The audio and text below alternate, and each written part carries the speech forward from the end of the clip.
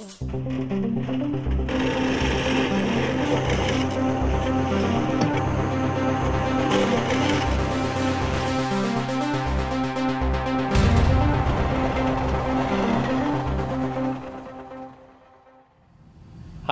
I'm Matt with Ballast Tools Equipment. Today we're going to be reviewing the operation topics for our Caterpillar 420 high rail backhoe system. This is a proper sequence for changing out attachments on the front loader arm.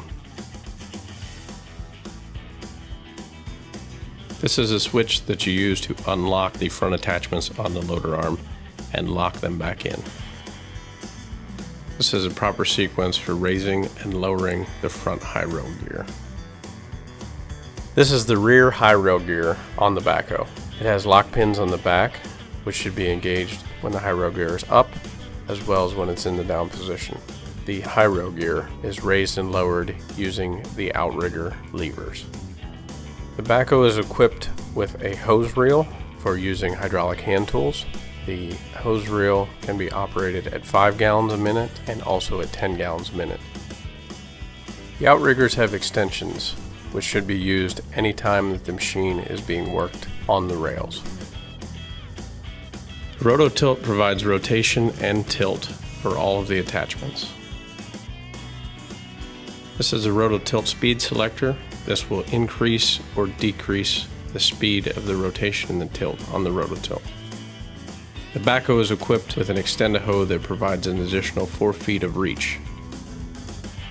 This is a proper sequence for depressurizing the attachments on the rear of the backhoe.